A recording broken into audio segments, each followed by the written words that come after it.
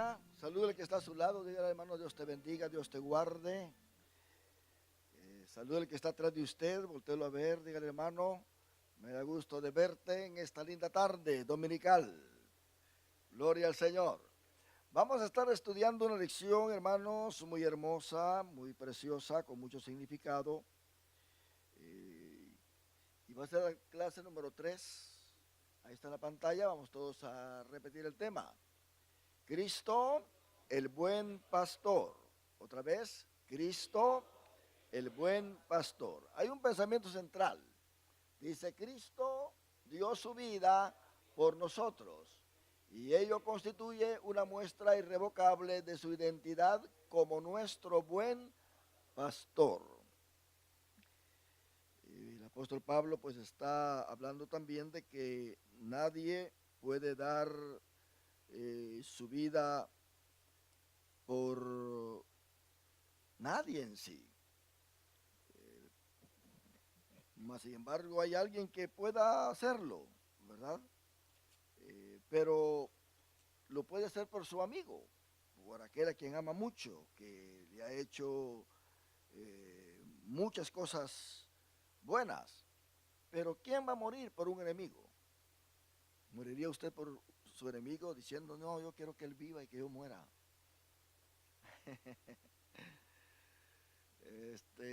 Mas sin embargo Cristo lo hizo, ¿verdad que sí? Todos nosotros estábamos destituidos de la gloria de Dios, enemigos de Dios. Pablo dice ahí en Efesios 2 que nosotros los gentiles aún éramos enemigos, o sea, viviendo sin Dios y sin esperanza, pero que fuimos hechos cercanos por la sangre de Cristo. Mire lo que dice Romanos capítulo 5, versículo 6.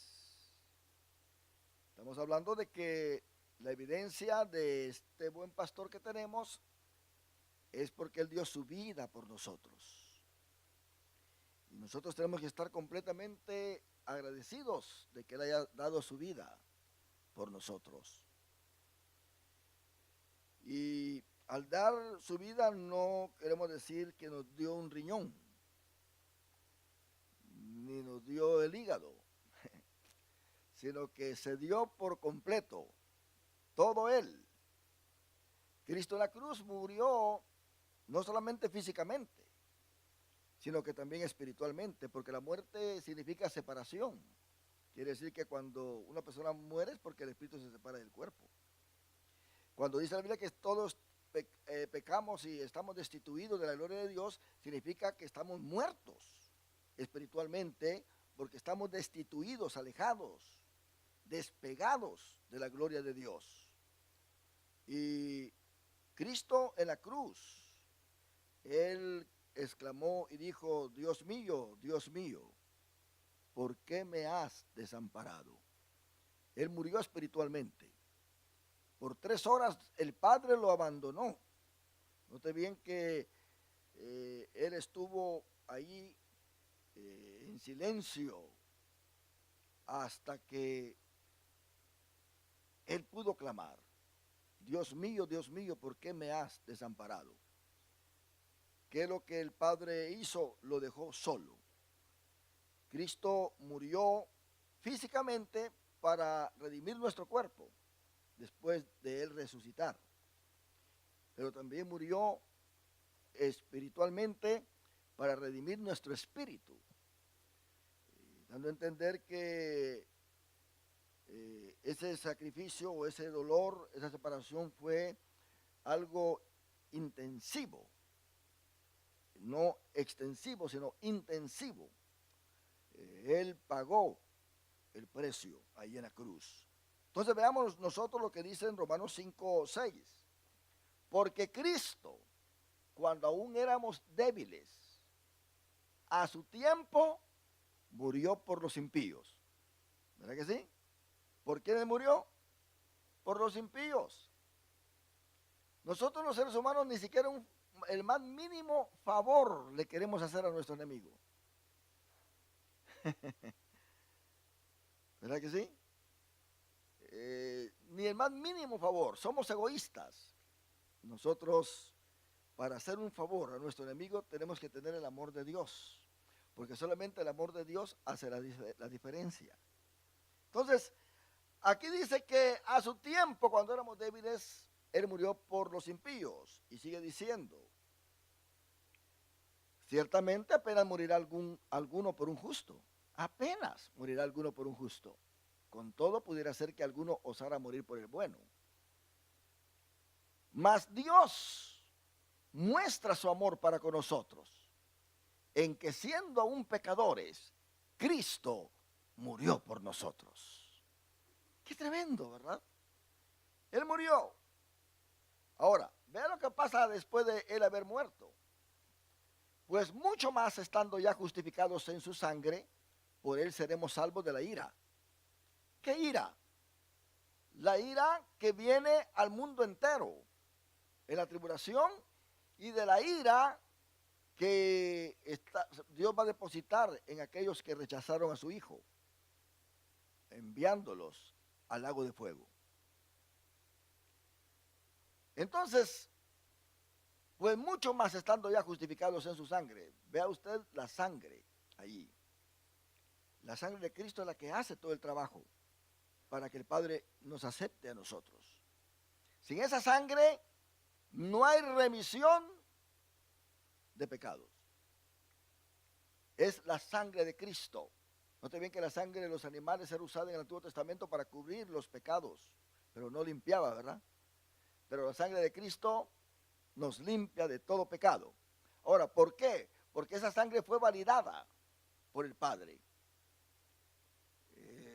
Esa sangre fue validada por el Padre cuando Cristo se presentó a él allá, después de haber resucitado.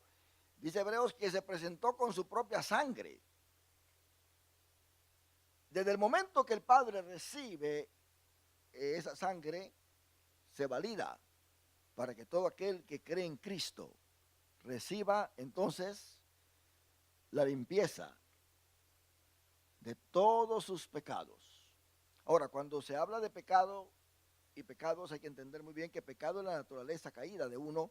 Pecados son las costumbres que esa naturaleza hace que nosotros tengamos. Entonces, Cristo no solamente murió para perdonarnos lo que nosotros hacemos o hemos hecho malo, sino para justificar esta naturaleza caída que nosotros tenemos para con el Padre. A eso le dice el apóstol Pablo, crucifixión. Crucificado estoy juntamente con Cristo. El hombre viejo dice que ya está crucificado con Cristo. ¿Cuál es el hombre viejo? La vieja naturaleza. Entonces, Dios sigue perdonándonos siempre, porque Cristo enseñó en el Padre Nuestro que en la oración nosotros tenemos que siempre pedirle perdón a Dios. Pero Él dijo algo: pero si ustedes no perdonan a sus ofensores, no le pidan perdón a mi Padre, porque mi Padre no los va a perdonar. Porque si ustedes no perdonan a sus ofensores, entonces mi Padre tampoco los va a perdonar a ustedes. Así que cuántos pecados acumulados hay, ¿verdad? Dice, cuando vengas al altar con tu ofrenda y te acuerdes de que tienes algo contra tu hermano, deja ahí tu ofrenda porque no te la voy a aceptar. Porque yo acepto los dos, la ofrenda y al ofrendante. No solamente una cosa. Eso fue lo que pasó con Caín. No aceptó Dios la ofrenda de Caín. ¿Por qué? Porque era del maligno, dice Juan. Era del maligno. ¿Por qué era del maligno? Porque él estaba pensando mal. Su hermano no le caía bien. Los dos estaban ofreciendo un sacrificio, pero Caín ni amaba a Dios como lo amaba Abel, porque Abel llevó el mejor animalito y Caín no llevó sangre. Así que la sangre es la que hace la diferencia. Por lo tanto, hermano, ¿de qué sirve que alguien diga yo me voy a justificar por la ley o me voy a justificar por mis buenos actos y no necesito a Jesucristo? Si no necesita a Jesucristo, no hay sangre. No puede ser redimido. Entonces veamos nosotros el versículo 10 acá. Porque si siendo enemigos fuimos reconciliados con Dios por la muerte de su Hijo, mucho más, estando reconciliados, seremos salvos por su vida. Si por su muerte fuimos salvos, ahora que Él está resucitado, mucho más. Por eso el apóstol Pablo dice, ¿quién me separará del amor de Dios? ¿Quién? ¿Por qué? Porque el apóstol Pablo dice que si Cristo no hubiera resucitado, entonces nuestra fe hubiera sido vana. Vana. Así que no solamente de creer en Cristo, sino creer lo que pasó con Él. Y basarnos en lo que pasó con Él. Porque nadie más ha hecho ni ha pasado por lo que Cristo ha pasado. Cristo hizo todo conforme a lo que fue profetizado en el Antiguo Testamento. Tenemos a Isaías 53, ¿verdad que sí? Así que el pensamiento central está muy bien ubicado acá porque dice que Cristo dio su vida por nosotros y ello constituye una muestra irrevocable. ¿Qué quiere decir irrevocable? Que no puede ser borrada, no puede ser ya caducada, ya es para siempre. Es una muestra irrevocable de su identidad como nuestro buen pastor. Entonces aquí el énfasis está en que Él dio su vida y esto lo identifica como un buen pastor. Porque ¿qué dice Él ahí en esto que vamos a estar estudiando? Que el buen pastor su vida da por sus ovejas, ¿verdad que sí? ¿Más el asalariado qué? No. Ya allá en Israel, en esos lugares, el pastor durante el día pastoreaba sus ovejas y tenía cuidado de que no viniese el león, el oso, así como tenemos con David, y que estuviesen muy bien alimentadas. Cuando no había en sí hierba, el pastor se subía a los árboles y cortaba ramas. Él se interesaba en que sus ovejas comieran. Y en la noche se iba y le metía en el redil, pero él quería dormir porque trabajó todo el día. Entonces, habían ahí unos que recibían salario para cuidar las ovejas durante la noche.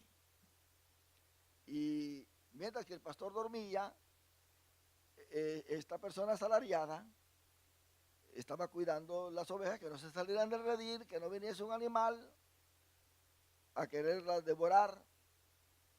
Pero cuando realmente se acercaba un león o se acercaba un oso, él sabía, estas ovejas no son mías, a mí me están pagando para cuidarlas. Y cuando veía que estaba en peligro, se iba. ¿Qué me importan las ovejas? Pero pensemos en el pastor. Si el pastor se hubiera quedado esa noche en que se presentó el animal,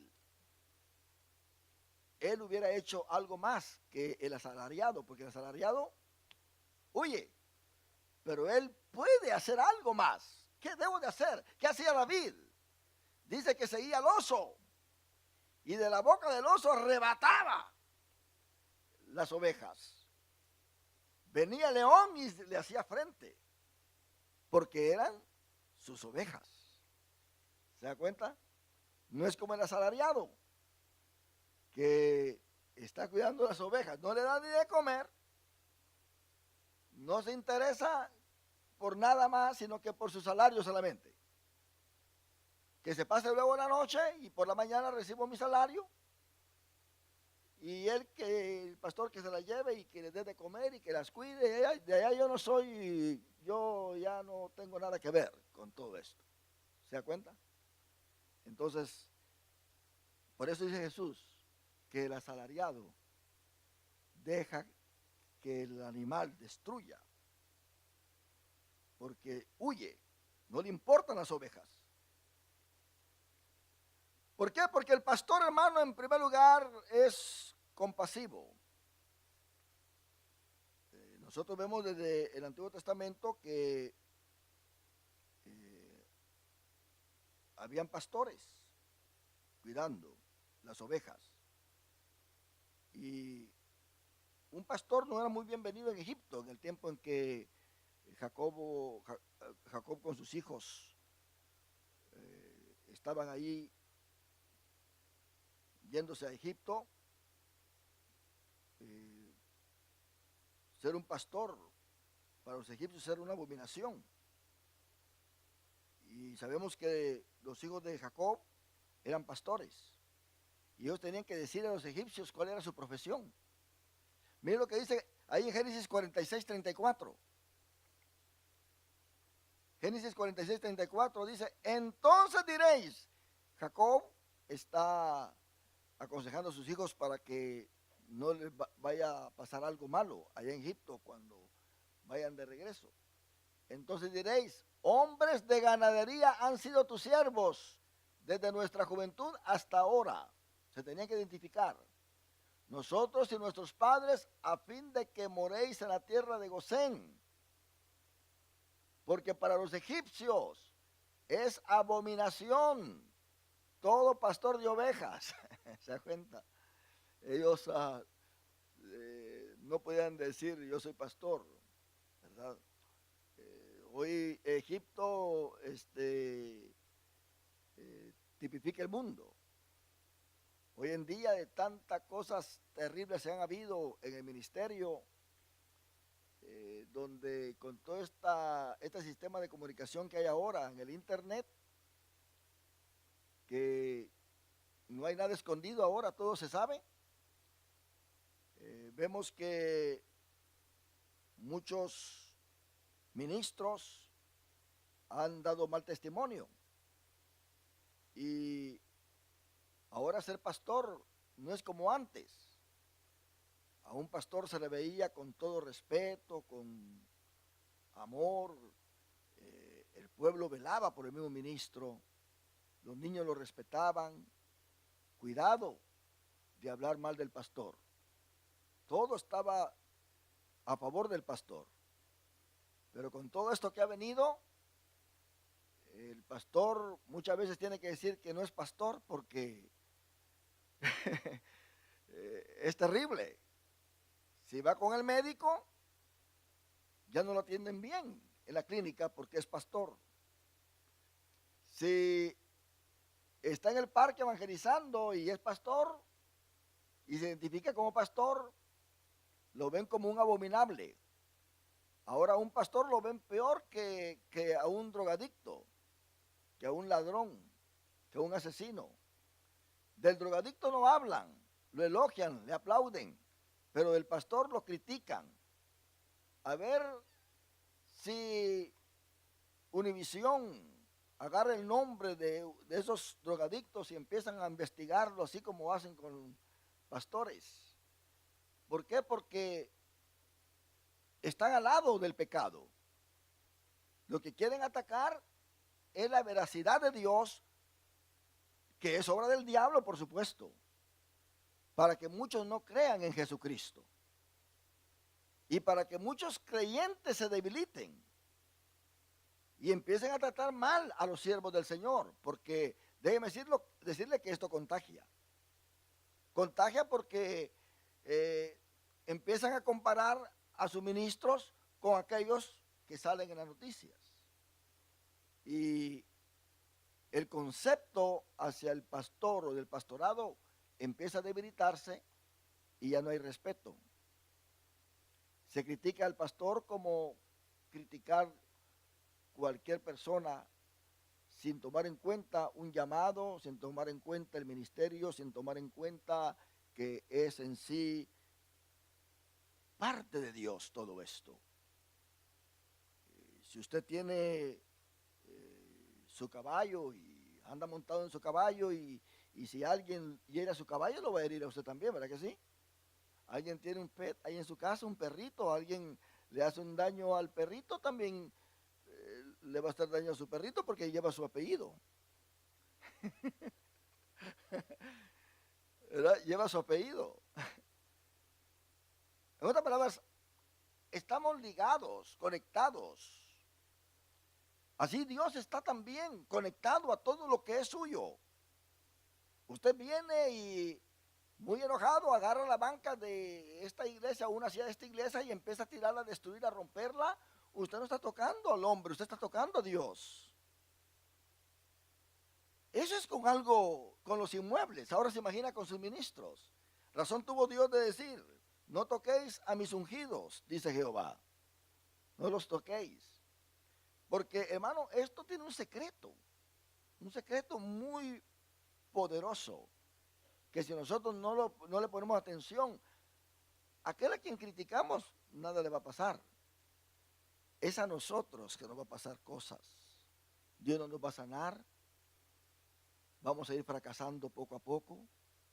No, Dios nos puede entorpecer. Ya no podemos pensar bien. Se termina la vergüenza. A mí qué me interesa si se dan cuenta o no. Se manifiestan públicamente y con mucho orgullo. ¿Me entiende? Con mucho orgullo. Y se vuelven altivos. A esta persona Dios le llama altivos. ¿Por qué? Porque el pastor viene a ser una abominación para ellos ahora, debido a todo lo que ha pasado. En Egipto entonces estos iban y Jacob, el padre de ellos, estaba preocupado. Les decía, hijos, allá en Egipto la profesión de ser pastor es una abominación. Ustedes digan que son hombres de ganadería, dando a entender de que ustedes no cuidan, sino que tienen sus empleados, que son personas que tienen sus animales, sus riquezas, pero que ustedes no pastorean. Porque para los egipcios es abominación todo pastor de ovejas. Tremendo, ¿verdad? Dios como pastor ha sido despreciado a través de los tiempos. El mismo pueblo de Israel lo ha despreciado como pastor. ¿Qué es lo que hace un pastor? Cuidar, alimentar. Mire, Dios me manda al pueblo de Israel maná del cielo y ellos protestan. ¿Cuándo la gente va a estar contenta? Dígame usted. ¿Cree usted, hermana, que su esposo está al 100% contento con usted? Aunque le haga la buena comidita, aunque lo acaricie y aunque le diga mi hijito y que lo agarre y que lo tome en sus brazos y lo acueste en la cama, ¿verdad? ¿Cree usted que está del todo satisfecho? ¿No será que de un momento a otro le puede decir, yo no sé por qué me casé contigo? Tú no eres la mujer que yo necesito. ¿Me hiciste brujería? ¿Y qué de nosotros? ¿Estamos al 100% nosotros, hermanos, satisfechos con nuestras esposas? Diga pues, se han quedado bien calladitos. Ni un amén hubo. Yo pensé que iban a decir amén. Yo siento la presencia del Señor, aleluya. Hermano, así somos nosotros. ¿Está usted satisfecho con su pastor? Pregúntale a alguien ahí en privado, ahí, por ahí. Se va a dar cuenta que le va a decir cosas que no le gustan. Siempre va a haber cosas que no nos gustan. Aún con la ropa que tenemos, ¿estaré satisfecho con esto que me puse? ¿O qué? ¿Me gustan los zapatos que cargo puesto? ¿Verdad? Uno está insatisfecho. ¿Está usted satisfecho con el dinero que tiene en el banco o quiere más? ¿Ah? Hay una insatisfacción terrible, ¿verdad que sí? Pero Dios, hermano, a pesar de todo, Él sigue siendo bueno. Cuando alguien no está satisfecho con alguien o con alguien más, no lo va a ver bien. No va a querer ser su amigo. Porque no lo ve bien, no está satisfecho. Este no es un buen amigo, no me llevo bien con él, no me hace ningún favor. No platica mis temas. yo quiero hablar cosas científicas y él habla de agricultura y que cuánta cosa, de negocios. Otro dice, yo quiero hablar de Cristo y me habla de chismes. No estoy satisfecho, pues usted no lo va a ver bien, ¿verdad que no? ¿Por qué? Porque usted tiene sus intereses. Cada quien juzga de acuerdo a sus intereses. Si usted es una persona que no está contenta en la iglesia es porque tiene otros intereses. Si ve una persona que no está contenta en el trabajo, porque es lo mismo. Pero lo peor lo más terrible es que un cónyuge no esté contento con el otro cónyuge porque tiene otros intereses usted. Eso es peligroso, ¿verdad que sí? Mas sin embargo, Dios, a pesar de todo, nos ha mostrado su amor. Muchas veces Él dijo, este pueblo de labios me honra, mas su corazón está muy lejos de mí. Sin embargo, todavía lo seguía protegiendo, ayudando. El salmista dijo ahí en el Salmo 23, Jehová es mi pastor. Qué lindo reconocer a Dios como pastor, hermano. Él fue pastor, él sabía muy bien del trabajo de un pastor. Y aunque la misma Biblia lo llama el pastor de Israel, él no se dio el lujo de decir yo soy pastor. No, él menguó y dijo Jehová es mi pastor. Él era rey. Si usted se da cuenta todo lo que ahorró David, era rico. Mas sin embargo él decía Jehová es mi pastor, nada me faltará. ¿Se da cuenta? Él no confiaba en las riquezas. Él no confiaba en lo que tenía, en que era rey. Por eso él tuvo un corazón de acuerdo a Dios. Cuando alguien confía en Dios, a pesar de que tiene casa, que tiene carro, que tiene trabajo, que tiene mucho dinero en el banco, a pesar de que tiene salud y siempre le da la gloria a Dios, entonces ese corazón va a estar de acuerdo al Dios Todopoderoso. Y puede decir Jehová mi pastor, nada me faltará. Pero aquellos que no lo reconocen de esta manera, no van a citar ni este salmo. Que lo cita el otro, porque aquel sí lo necesita. Yo no lo necesito. ¿Para qué voy a decir que Jehová es mi pastor? Nada me faltará si no me falta nada de todas maneras. Eso es dejar a Dios. Hermano, si de Jehová es el oro y la plata, la tierra y su plenitud y todo lo que en ella habita. ¿Se da cuenta? De un momento a otro Dios puede sacar todo y dejarnos en la calle.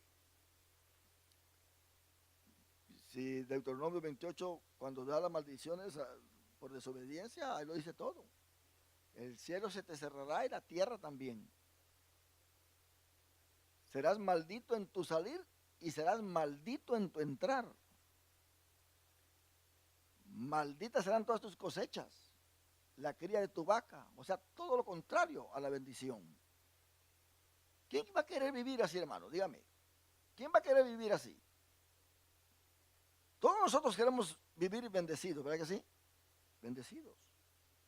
Entonces, Jehová mi pastor, desde el Antiguo Testamento, Dios se reveló como pastor.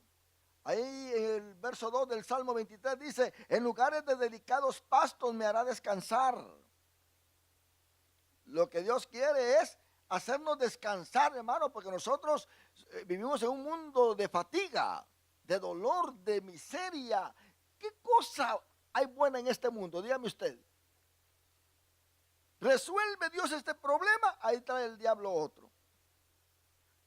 ¿Lo resuelve Dios? Ahí trae el diablo dos más. Son misiles que nos envía cada rato. Pero Dios tiene los interceptores, ¿verdad que sí? Como aquellos que tienen allá en Israel. Que cuando el enemigo manda una bomba o un misil, el interceptor lo encuentra ahí en el camino y lo destruye, no deja que caiga. Allá hace Dios con nosotros. Hay cosas que no nos damos cuenta de lo que Dios hace por nosotros. Que por allá están conspirando para hacer algo. Pero no llega a nosotros. Ni siquiera lo llegamos a saber. Mira hasta dónde llega Dios, ¿verdad? Y el hombre dice, yo quisiera saber lo que está. No, no, Dios no te deja saber. Para que no te intranquilices, que estés feliz, que comas tus frijolitos cantándole al Señor con la música ahí, alegre, porque si lo llegas a saber, te enfermas. Hay gente que anda buscando, ¿y qué dijo él de mí? Dígame por favor. No, hermano, en lo personal yo no quisiera saber nada. Hermano que lo critican, está bien, gloria a Dios, hombre, déjelo. No me diga ni lo que dice. ¿Por qué va a andar investigando cosas que no van a caer bien? ¿Se va a comer usted una comida que sabe usted que no le va a caer bien? Que apenas se la come y le va a dar una diarrea terrible y va a pasar toda la semana que ni a trabajar va a poder ir. ¿Eh? Así pasa con los chismes y con las críticas. No andan investigando quién dijo algo. Porque hay periodistas profesionales dentro de las iglesias que solamente se encargan de llevar noticias. ¿Verdad? Pero sí, el pecado no hay que esconderlo. Porque si usted realmente ve algo que va a afectar la iglesia, algo que va a afectar su vida espiritual y la vida de los demás, y que el Espíritu Santo se puede contristar en la iglesia, y usted sabe, la culpa la tiene usted. Dios está enojado contra usted, porque usted sabe muy bien cómo aquel hermanito se está comportando, y lo está viendo cantar aquí enfrente, y lo está viendo predicar, y lo está viendo hacer cosas, y no dice nada. Usted tiene que decirlo, porque el punto es de que Dios se puede enojar contra usted de una manera especial. Dios tiene cosas hermosas que tienen que estar, hermano, bien reconocidas por cada uno de nosotros. Es muy importante, hermano, saber cómo Dios trabaja, porque ese es el cuidado de Dios. Dice la Biblia que el enemigo vendrá contra nosotros como un río, pero que el Espíritu de Dios levantará bandera. ¿Se da cuenta? Levantará bandera. Dios es tan bueno que lo sabe todo y ni tampoco nos dice. Porque nos guarda de todo peligro. Él quiere guardar nuestra mente. Hermano, usted puede estar enfermo en su cuerpo. Puede tener un dolor en la rodilla, puede tener un dolor de espalda. Usted puede tratar con esto, lidiar con esto. Pero si usted tiene una mente atormentada, hermano, eso es vivir en un infierno. Por eso fue que Dios le dijo al diablo, mira, puedes tocar el cuerpo de Job, pero su alma no la vayas a tocar. ¿Se da cuenta? Porque Job en su enfermedad todavía podía adorar a Dios.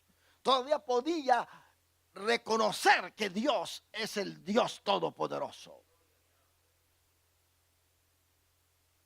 Eso es Dios como pastor. Y nos hace descansar en lugares delicados. No en cualquier lugar, lugares delicados. Por eso el cristiano debe ser delicado, hermano. Muy delicadito. ¿Por qué? Porque Dios es delicado. Y nos hace descansar en lugares delicados. Junto a aguas de reposo me pastoreará. Note bien que en el Salmo 23 nosotros como ovejas no hacemos nada.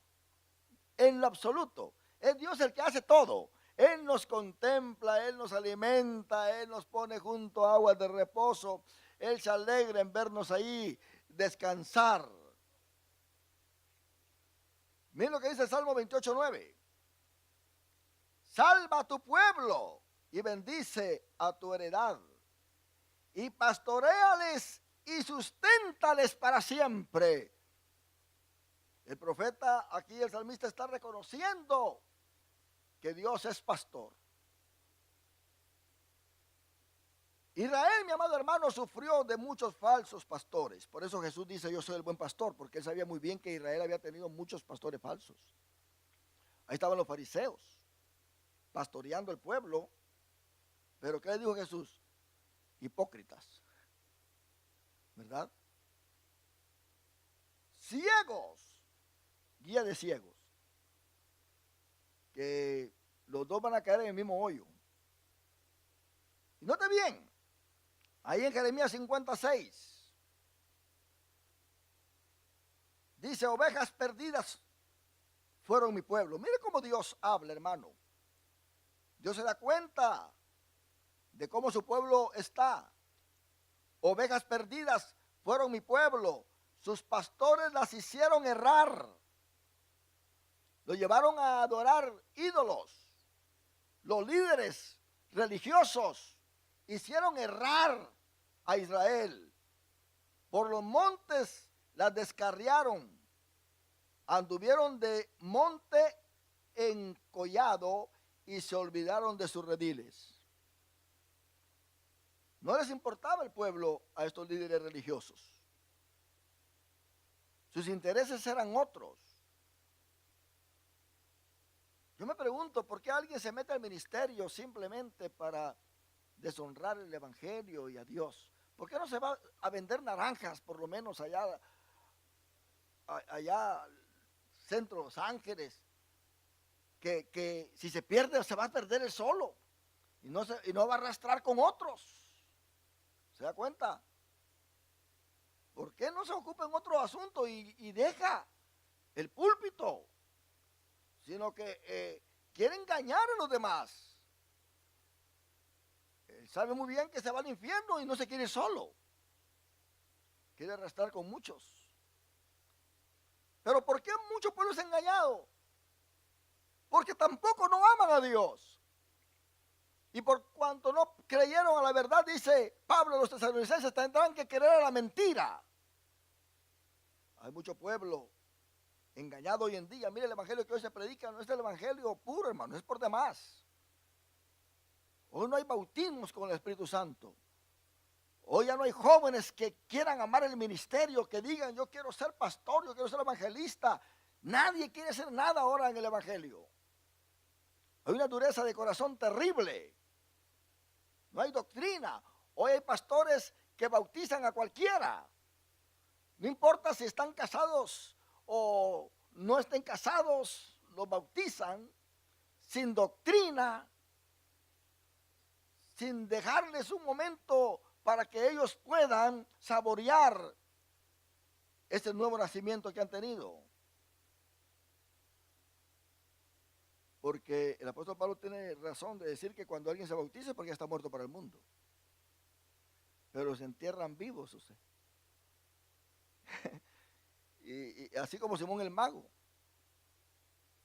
que se bautizó pero no se convirtió, no estaba muerto. Terrible esto.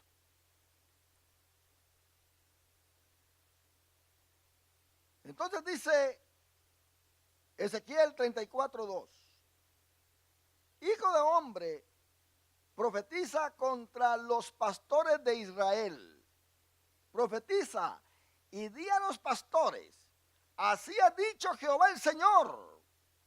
Ay de los pastores de Israel que se apacientan a sí mismos.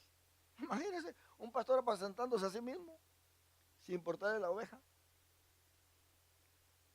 ¿No apacientan los pastores a los rebaños? No entender, no es a los rebaños que tienen que apacentar y no a ellos mismos. Se apacientan. ¿Cómo un pastor hoy en día se puede apacentar a sí mismo?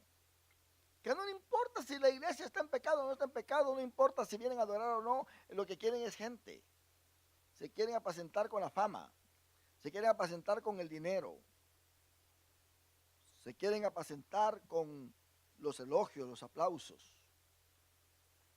Ya muchos ya no predican a Cristo, como dice el apóstol Pablo, por amor a Dios y a las almas, sino por dinero, por muchas otras cosas. Y las almas, ¿dónde están? Les está mandando al infierno. Porque no son pastores. Así estaba también el pueblo de Israel. No había en sí una relación con Dios de parte de esos pastores. Ezequiel 34:5 dice, y andan errantes por falta de pastor. Mire cómo Dios miraba a Israel. Errantes por falta de pastor. Y son presa de todas las fieras del campo y se han dispersado. Eso es lo que sucede cuando el pueblo no tiene el pastor que necesitan. Son presa de todas las fieras del campo. Todas las mundanalidades. Cualquier concepto mundano que venga a la iglesia es bienvenido. Se han dispersado. Por eso, hermano, nosotros aprovechemos la doctrina que tenemos. La doctrina buena, no cree usted que va a caer bien, ¿eh? Usualmente la buena medicina es amarga, ¿verdad que sí?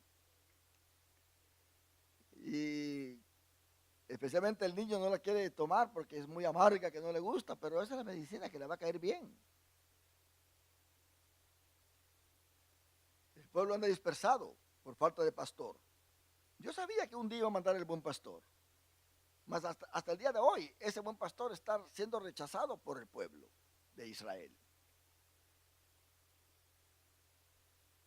Vea lo que dice el Salmo 81.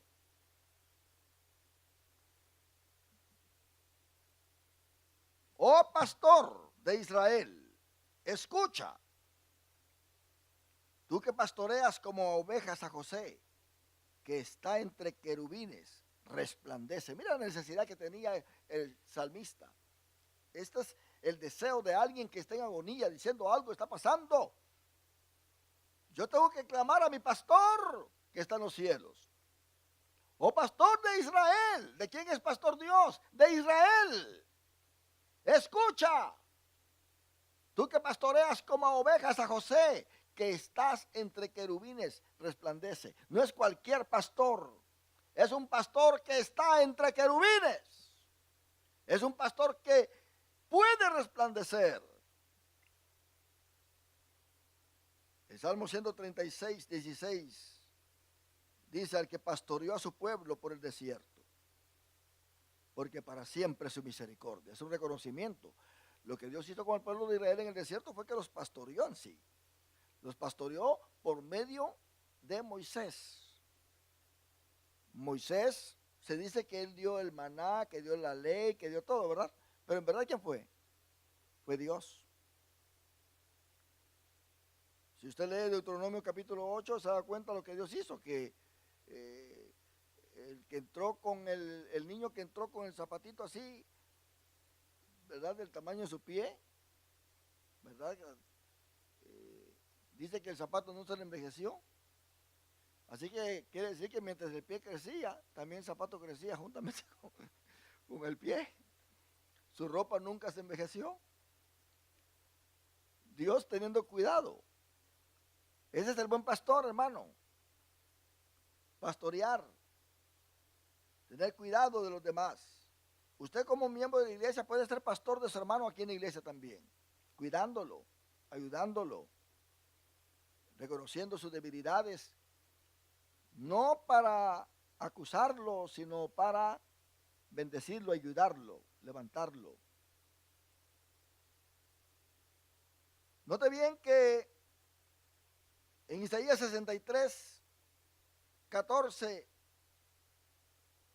el profeta dice: el Espíritu de Jehová los pastoreó como a una bestia que desciende al valle. Así pastoreaste a tu pueblo para hacerte nombre glorioso.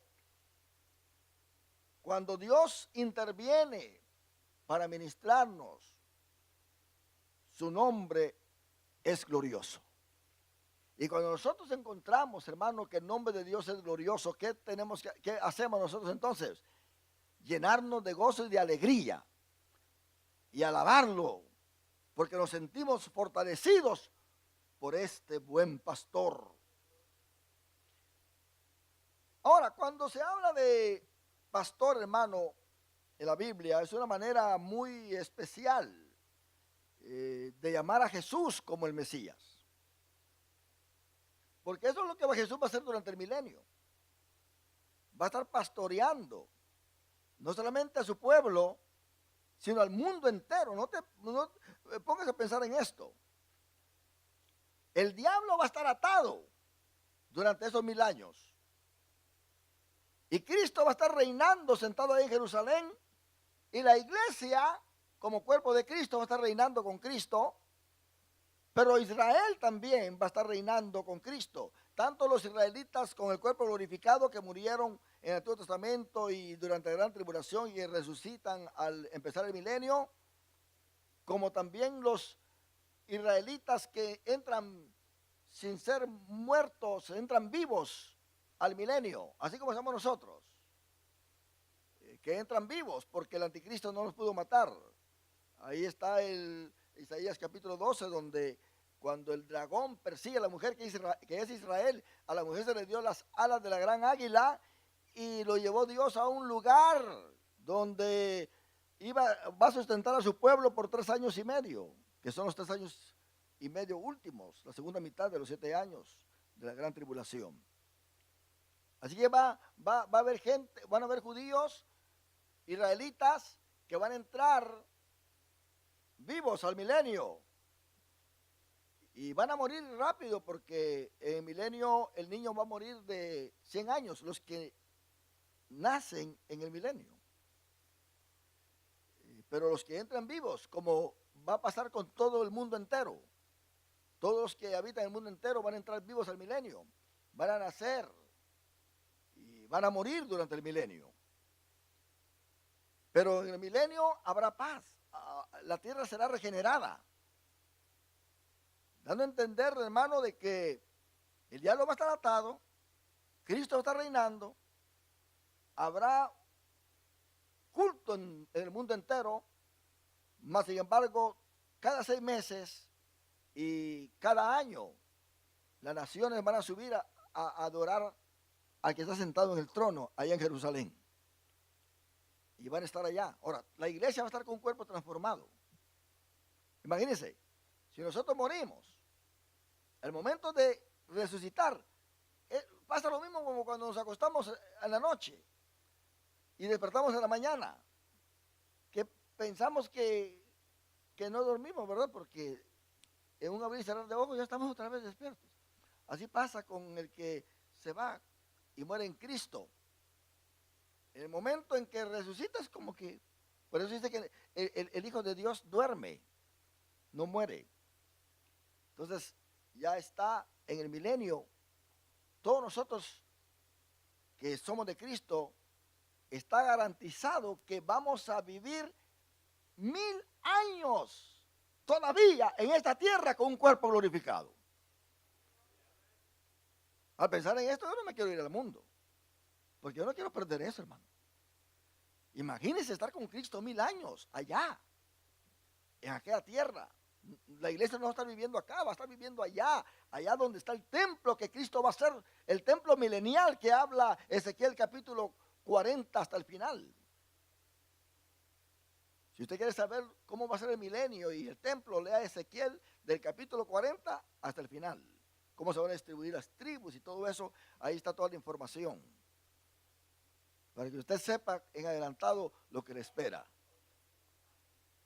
A nosotros no nos espera el infierno, a nosotros nos espera la gloria celestial. ¿Se da cuenta? Por eso el diablo está enojado contra nosotros. Él quiere que nos perdamos. Él quiere que nos vayamos con él al lago de fuego. Pero Dios, hermano, no lo está permitiendo, porque si con su muerte Él nos salvó, con su vida más nos salva todavía. ¿Se da cuenta? Por eso ahí en el Salmo 67:4 dice: alégrense y gócense las naciones. ¿Se da cuenta? Está hablando del milenio. Porque juzgarás los pueblos con equidad y pastorearás las naciones en la tierra. ¿Qué va a hacer Cristo durante el milenio? Va a pastorear las naciones en la tierra. Ahí está escrito en la Biblia. Hay muchos que no creen en el milenio literal. Los amilenialistas es una escuela que enseñan de que el milenio es espiritual, que Cristo ya está reinando hoy y que el reino ya está presente. Por eso se llaman amilenialistas, sin milenio, no hay milenio, ¿verdad? Pero para ellos sí hay milenio, pero es espiritual. Cristo es rey ahora para ellos, pero Pablo dice que es la cabeza de la iglesia. Y la iglesia todavía no ha sido transformada para reinar.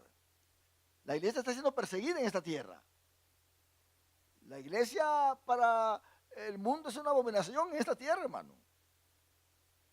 Pero dice la Biblia que los que somos fieles somos los que vamos a heredar esta tierra por 1000 años, porque esta tierra no va a permanecer para siempre, hermano.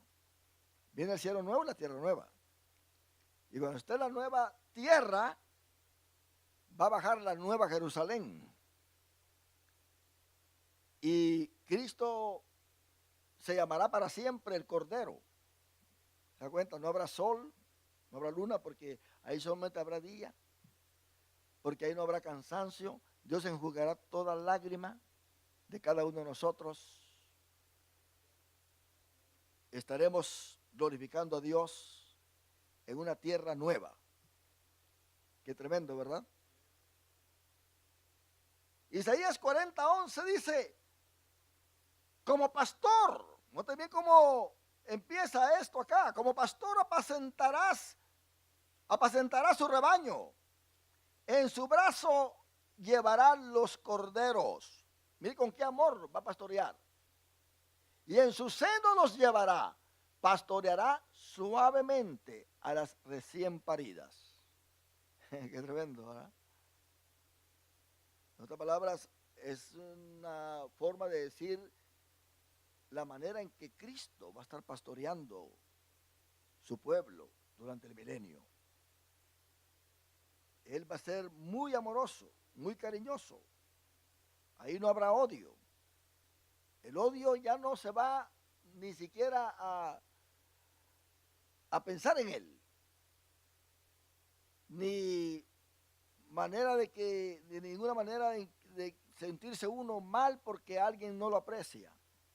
Ahora mismo te puede despreciar cualquiera, ¿verdad? Pero va a venir el día en que nadie lo hará, porque estaremos siendo apacentados por el pastor de pastores. Ezequiel 34:12.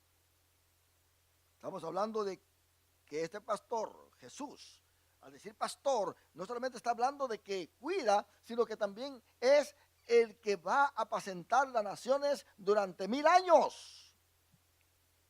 Así que pastor tiene que ver con el Mesías.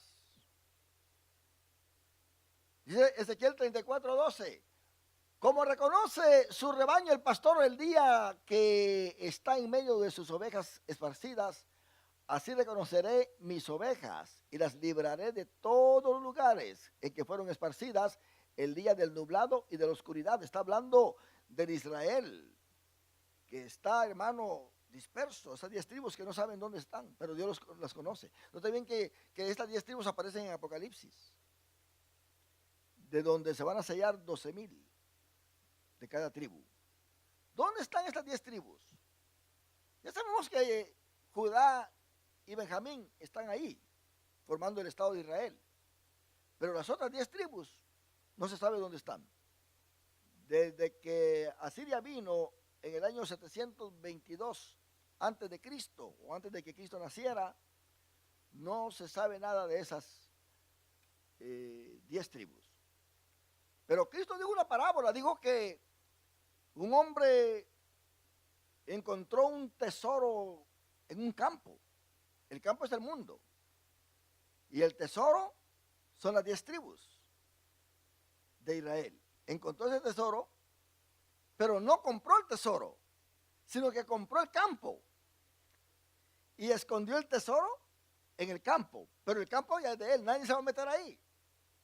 Cristo con su sangre viene a dar el derecho de que esas 10 tribus aparezcan de nuevo en esta tierra.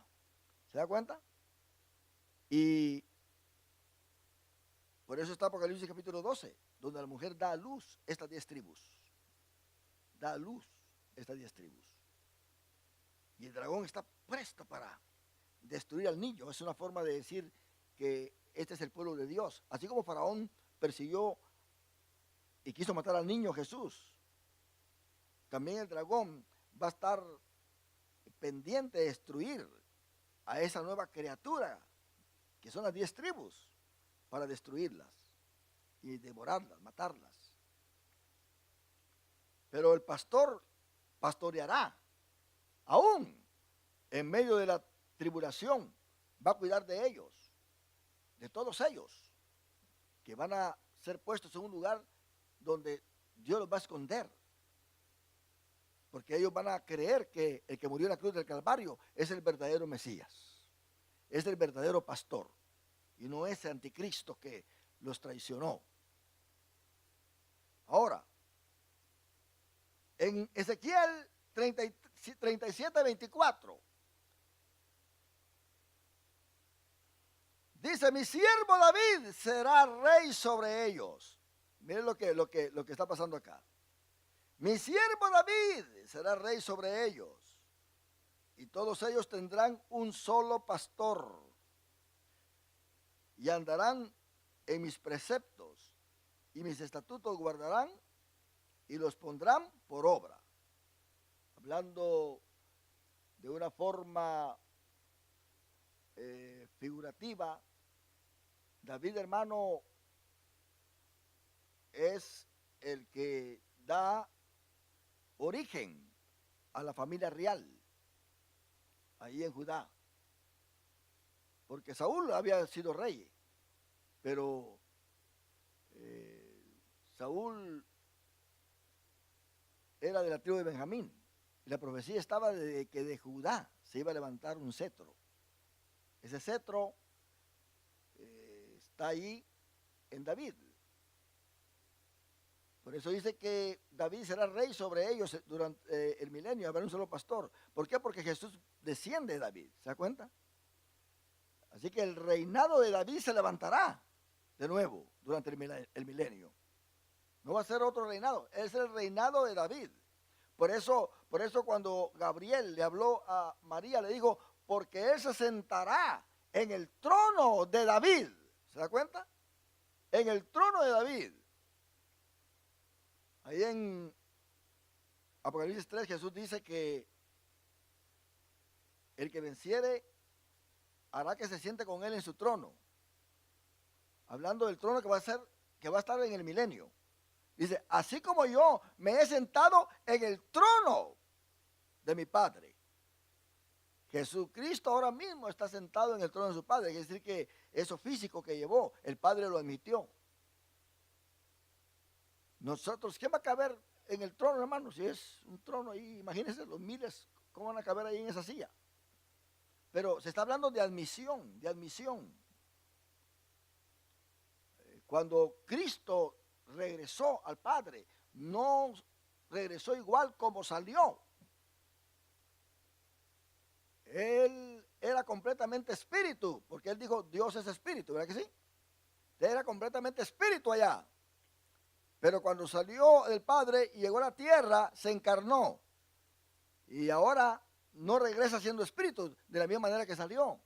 Por eso dice Pablo a los Filipenses que no escatimó el ser igual a Dios. Y se despojó y se hizo siervo. Se humanizó. ¿Por qué? Porque eso quiere decir que al decir que no escatimó ser igual a Dios, quiere decir, no escatimó quedarse en espíritu, como el Padre y el Espíritu Santo, sino que sabía muy bien que en su regreso iba a ser visible, iba a ser tangible. Y cuando el apóstol Pablo dice que lo sentó a su diestra, es porque lo admitió dentro de la divinidad. Por eso Colosenses dice que en él habita corporalmente toda la divinidad, toda la deidad.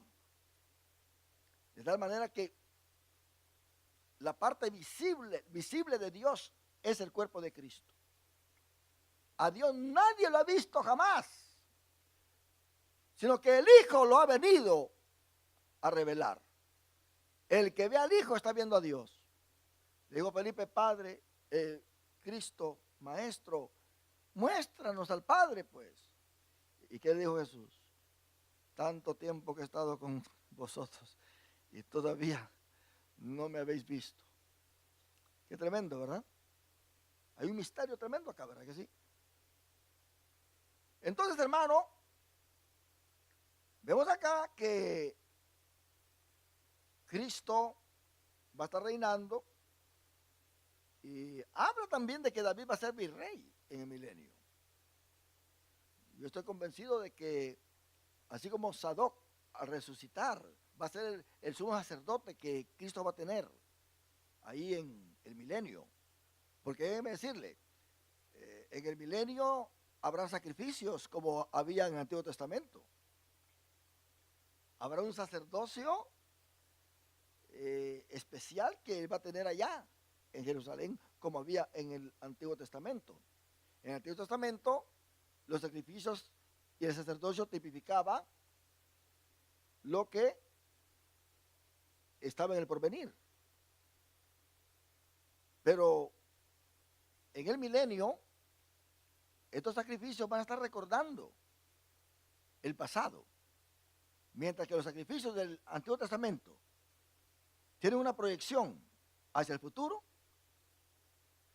Los sacrificios y los holocaustos que van a haber en el milenio va a tener una proyección hacia el pasado. Quiere decir que se estará recordando la muerte de nuestro Señor Jesucristo en la cruz, aunque sea el rey que está ahí sentado, aunque sea el poderoso que está ahí sentado. Todos vendrán a adorar en base a su muerte en la cruz del Calvario, porque es la única forma en que Dios acepta a aquellos que le adoran en espíritu y en verdad. Entonces, Él es pastor de su pueblo, mi hermano. Mira lo que dice Isaías 58:11. Jehová te pastoreará siempre, es una promesa para nosotros también.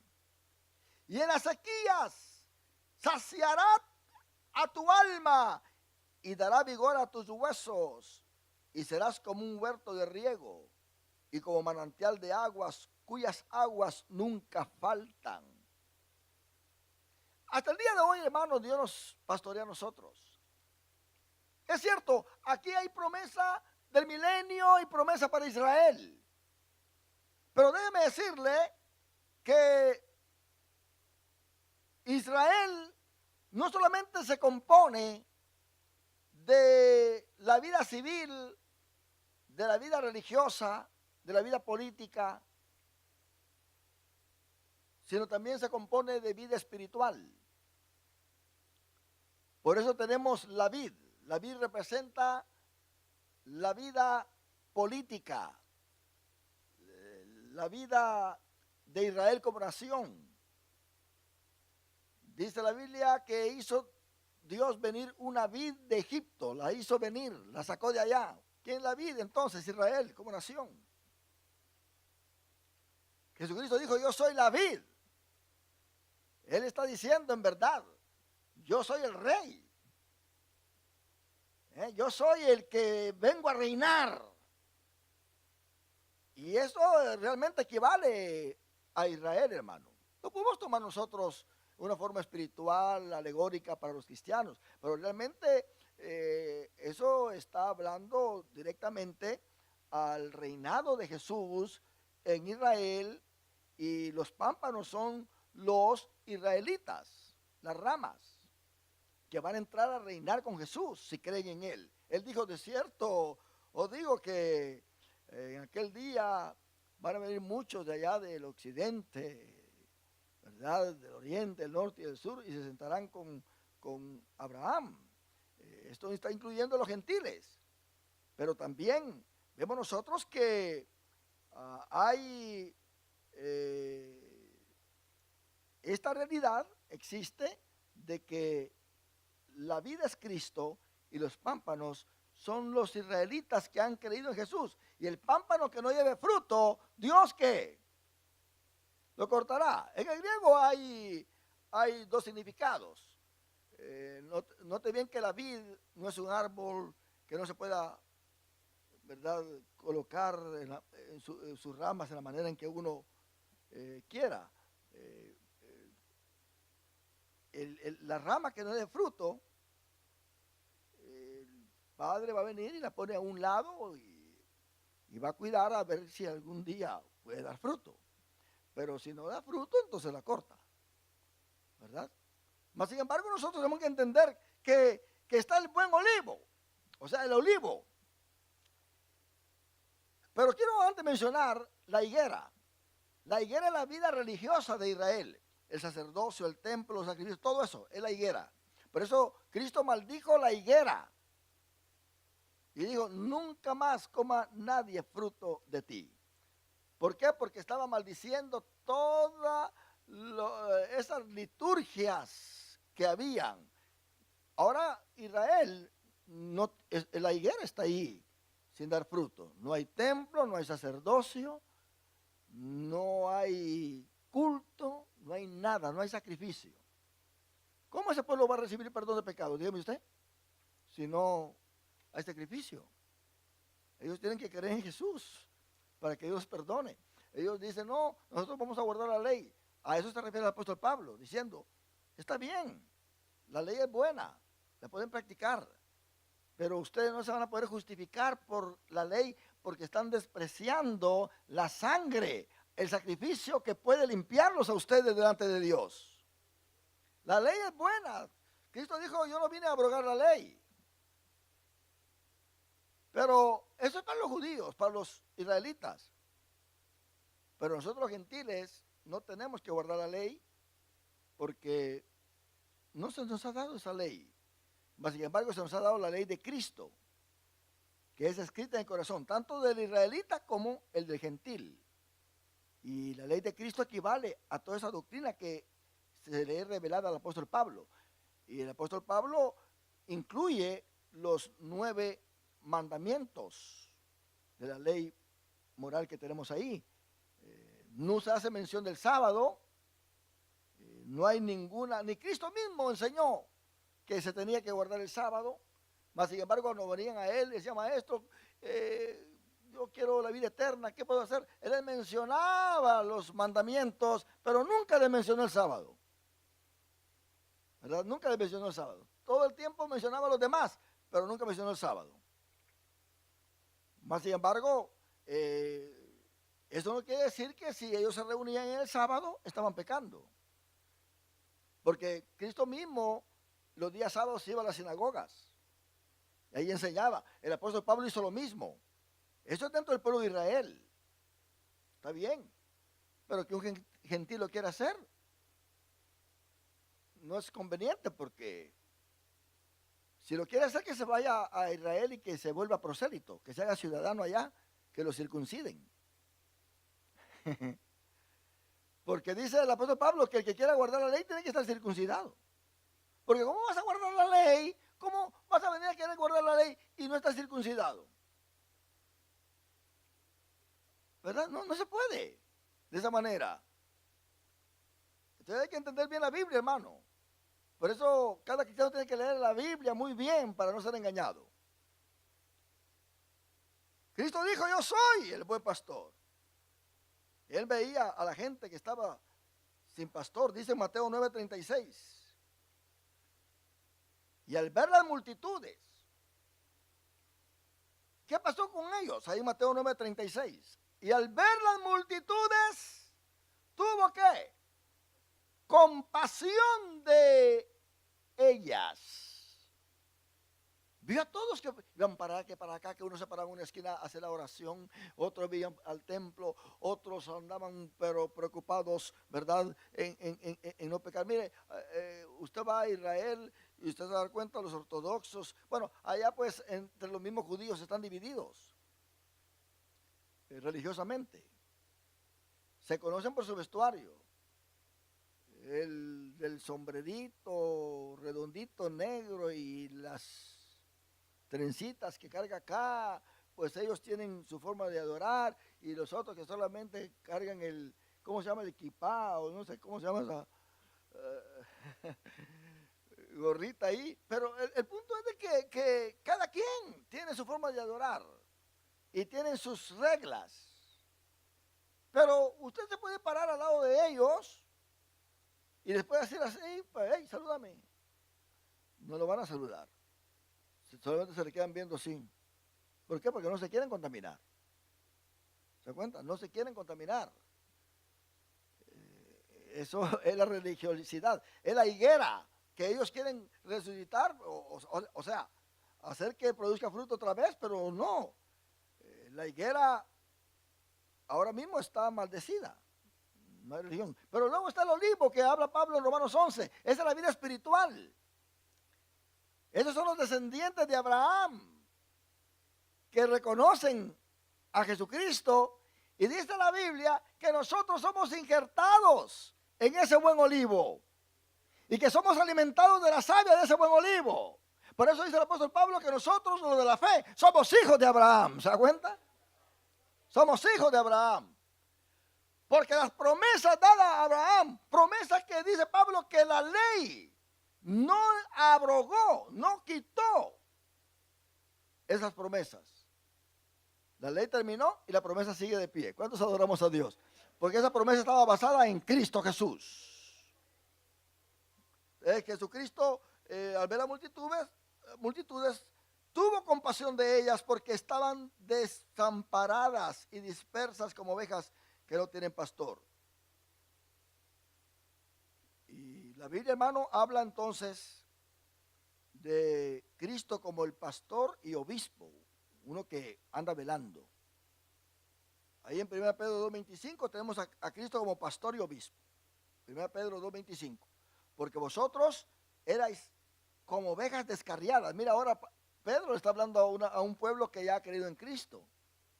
Dice, pero vosotros erais como ovejas descarriadas, pero ahora habéis vuelto al pastor y obispo de vuestras almas. Quiere decir que ahora sí tenemos un pastor. Le está hablando Pedro al pueblo presente, al pueblo que ha creído en Cristo, a la iglesia. Hoy en día tenemos un pastor que es Cristo Jesús.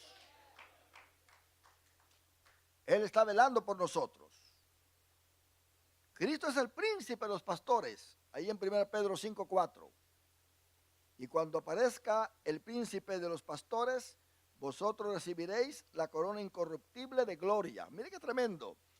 Cuando aparezca Cristo, hermano, vamos a recibir esa corona incorruptible de gloria. ¿Cuándo esperamos esa corona, hermano? Por nuestro trabajo en el Señor. Por eso, hermano, hay que agradar a Dios, trabajando para Él también. Dígale al Señor, Señor, no quiero estar sentado, no quiero estar sentada. Yo quiero que tú me uses en algo que yo pueda hacer. Que todo lo que yo haga, pues va a ser para tu honra y para tu gloria. Hacerlo de corazón. Cristo es el pastor eterno, hermano. Ahí en Apocalipsis 7:17. Porque el cordero que está en medio del trono los pastoreará y los guiará a fuentes de aguas de vida, y Dios enjugará toda lágrima de los ojos de ellos. ¿Se da cuenta? Quiere decir que Él es el cordero. El cordero. ¿Cuándo un cordero va a pastorear, hermano? Si el cordero debe de ser pastoreado. Pero es un cordero porque Él dio su vida por nosotros. Pero al dar su vida por nosotros es porque Él es el Mesías. Es porque Él es Dios para rescatarnos. Y nos cuida hasta el día de hoy. Cristo está sentado a la diestra del Padre cuidando por nosotros. Cuando venimos aquí al altar, venimos a orar al Padre en su nombre. ¿Por qué en su nombre? Porque Él murió por nosotros. Él ha resucitado y está intercediendo por cada uno de nosotros. Media vez Cristo esté sentado ahí en su trono, hay esperanza para cada uno de nosotros, hermano. En Apocalipsis, capítulo 5, se ve que Cristo ya no está sentado en el trono con el Padre. Es por eso que caen todos los juicios. Vienen los 6 los 7 sellos, vienen las 7 trompetas y luego vienen las 7 copas. Eso va de grado en grado, gradualmente creciendo en juicio sobre esta tierra. Por ahí muestran unos videos de que si pasa un terremoto de una magnitud de 10, ¿verdad? En esas escalas en que miden comúnmente, dan ahí una forma en que podría pasar. Y empiezan a desencadenar todos esos desastres que llega hasta Europa y que el mundo entero totalmente se pierde. Pero eso no va a pasar todavía, porque la palabra de Dios se tiene que cumplir. Van a haber 1000 años. Así que el mundo no se va a perder todavía, hermano. Que el mundo se va a perder, que el mundo se va a perder. No, la Biblia dice que no. Todavía falta que Cristo venga y reine. 1000 años sobre esta tierra. El que se pierde es la gente, ¿verdad? Pero el mundo no se pierde todavía. Por eso Jesucristo dijo acá, hermano, de cierto digo. Cuando Él está hablando de su posición, volvió pues Jesús a decirles, ahí en San Juan 17, de cierto digo, yo soy la puerta de las ovejas. Así que Él es todo para nosotros. Por eso dice Pablo que Él es todo y en todos, ¿verdad que sí? Y por todos. ¿Por qué? Porque Él llena todos los requisitos. Cristo llena todos los requisitos. Él es el buen pastor, pero también es la puerta. ¿Por qué la puerta? Porque está el judaísmo. Y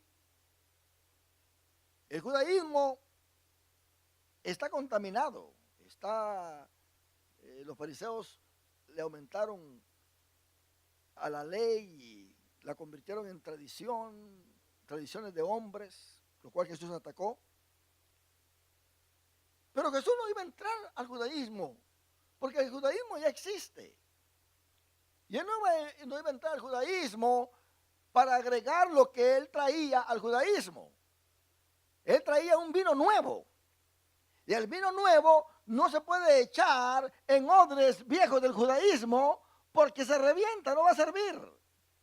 Entonces Él traía el evangelio, las buenas nuevas.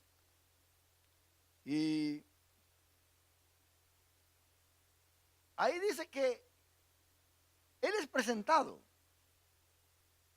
por Juan y por el Espíritu Santo. Y sus ovejas oyen su voz y lo siguen. ¿Se acuerda usted que al que era ciego lo sacaron, lo expulsaron de la sinagoga y Jesús lo encontró? Pues por eso es que él habla eso. Porque no es que lo hayan sacado, sino que encontró al buen pastor y esa oveja lo está siguiendo. ¿Se da cuenta? Entonces ahora Él dice, yo tengo la iglesia, tengo este nuevo redil. Y en este nuevo redil yo soy la puerta. Tienen que creer en mí, tienen que aceptarme para entrar en este redil. Así que los judíos que aceptan a Cristo entran por la puerta que es Él. Y entran entonces al redil de la iglesia. ¿Se da cuenta? Y en ese redil Cristo es la puerta, pero también es el buen pastor. Y luego Él dice, tengo otras ovejas que no son de este redil. No está hablando de los israelitas, de los judíos. Está hablando de los gentiles. Las otras ovejas somos nosotros, las cuales debo de ir a traer para meterlas acá. Así que Él agarra a los judíos y agarra a los gentiles y los mete por la puerta que es Él mismo. Padre nos acepta solamente de esa manera y nos mete a la iglesia y formamos el cuerpo de Cristo. Entonces dice, todos los que antes de mí vinieron, ladrones son y salteadores. Está hablando de los falsos pastores. Pero no los oyeron las ovejas. ¿Qué ovejas no los oyeron? Los que realmente pertenecen a Dios. Mi hermano, aquí puede venir un falso profeta. Puede engañar a muchos, pero déjeme decirle, aquellos que son de Dios no son engañados, porque tienen el Espíritu Santo. Por eso dice Juan que nosotros ya tenemos la unción y no podemos ser engañados. La gente que es engañada es la que no tiene la unción. Por eso nosotros tenemos que tener el Espíritu Santo en nuestra vida. déjeme decirle, los que vamos a ser salvos somos aquellos que tenemos el Espíritu Santo. Alguien dice, ¿quién es salvo? Bueno, el salvo es el que tiene el Espíritu Santo, punto. El que es templo y morada del Espíritu Santo. Asegurémonos que tenemos el Espíritu Santo nosotros, que somos guiados. ¿Cómo vamos a saber si tenemos el Espíritu Santo? Porque va a haber en nosotros un deseo de adorar, un deseo de venir a la iglesia, un deseo de buscar a Dios, un deseo de compartir con los demás. ¿Cómo sabemos que tenemos el Espíritu Santo? Porque sabemos muy bien que todo lo que hacemos es guiado por el Espíritu Santo y no lo hacemos a la carne. Que andamos en el Espíritu. Porque donde quiera que estamos cantando, adorando a Dios, sentimos el gozo de la salvación. Estamos, hermanos, en victoria siempre. Hay problemas, hay luchas, pero estamos en victoria. Nos sentimos que la gloria de Dios está con nosotros. Cuando Cristo venga por su iglesia, la gente que está así es la que va a volar. No la gente que tiene muchos privilegios en la iglesia, que se la lleva de muy fustán con picos, no sé qué cosas dicen por allá. ¿Verdad?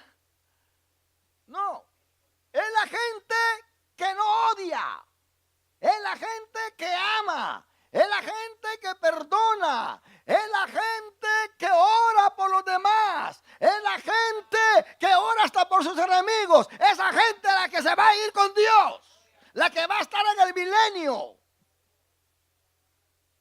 Asegurémonos que nuestro corazón está limpio. Bienaventurados los limpios de corazón, porque ellos verán a Dios. ¿No saben lo que dice la Biblia? Sin paz y sin santidad nadie verá al Señor. No solamente dice sin santidad, dice sin paz. ¿Por qué? Porque usted tiene que estar en paz con usted mismo, con Dios. En Job hay un texto que dice, amístate hoy con Dios y tendrás paz. Amístate. Cuando una persona no tiene paz es porque no es amiga de Dios. Es porque no está siendo pastoreada por este buen pastor. El ladrón no viene, dice, sino para hurtar y matar y destruir. Yo he venido para que tengan vida y para que la tengan en abundancia. Yo soy el buen pastor y el buen pastor su vida da por las ovejas.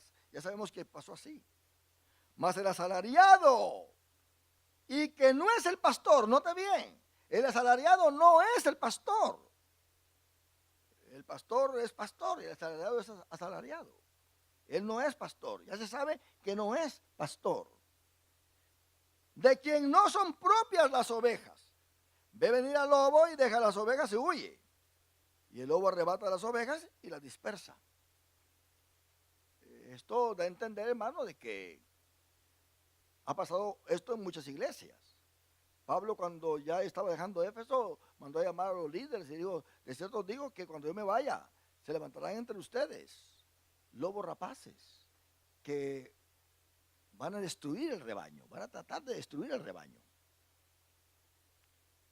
Quiere decir, hermano, que una persona, que una iglesia está haciendo escándalos en contra del pastor, en contra de los hermanos, anda haciendo grupos y mandando cartas a los concilios. Esos son lobos rapaces para hacer y arruinar el rebaño de Dios, para dispersarlos, para que la obra de Dios se deshaga. Son lobos rapaces, lamentablemente hay concilios que escuchan más a los lobos que a los siervos de Dios. Es el problema mayor que hay hoy en día, porque el interés no son las almas, el interés son los mobiliarios, el interés es el dinero. Ya, hermano, el evangelio que se está predicando hoy en día no es el evangelio que se predicó desde el principio. Ya la gente en el pasado no adoraba como adoran ahora. Ahora son shows, espectáculos con luces y cuánta cosa. La gente ya está cantando con sus guitarras y cuánta cosa, pero no se acuerdan de Dios ya. Es puro emocionalismo. Ya quieren que la gente llore, y si llora están sintiendo la presencia de Dios. Mano, hay muchos llorones que no sienten la presencia de Dios. Hay gente que llora hasta de odio. ¿Verdad que sí? Está llorando hasta de odio. Lloran, pero son lagrimales que le salen. Pero no es presencia de Dios. No. Hoy no hay reuniones para recibir la llenura del Espíritu Santo. Ya no hay ese culto. La pregunta es, ¿a qué clase de Cristo estamos adorando nosotros? ¿A qué clase de Cristo estamos adorando? ¿Será que Cristo pide esta clase de adoración que se le está dando hoy en día? No, no, no. Esa no es adoración a Dios. Por demás. Tiene que ser en espíritu y en verdad. Vaya a investigar la doctrina de estas iglesias. Son doctrinas. Es más, hay iglesias que ni doctrina tienen ustedes. Tienen nada. Hay iglesias que no sirven de la Santa Cena. No predican contra el pecado. No hay en sí un orden en la iglesia. ¿Será este el evangelio que dice el apóstol Pablo? Porque no me avergüenzo del evangelio, porque es poder de Dios. Hoy el evangelio llega a una persona y empieza la persona a ir a la iglesia, pero no cambia. No cambia la persona. Hoy, hermano, tenemos nosotros iglesias llenas de fumadores. Termina el culto y se ponen a platicar allá afuera, cada quien con su cigarro usted. Llegan hasta borrachos a dar los privilegios ahí en el altar, que se van hasta de lado. Ese hermano está lleno del espíritu. ¿Qué espíritu? Lleno de puro licor. Tenemos que adorar al Cristo amado, al pastor de pastores. Aleluya. Dejemos que Él nos pastoree. Él nos va a decir toda la verdad. Aleluya. Y vamos a decir como la mujer samaritana: vengan, vengan todos, porque he encontrado a un hombre que me ha dicho toda la verdad. Aleluya. Me ha dicho toda la verdad. ¿Cuánto decimos un aleluya a todo esto? Póngase de pie, damos gracias a Dios por esta palabra tan hermosa que Dios nos da siempre, para que lo guardemos en nuestro corazón.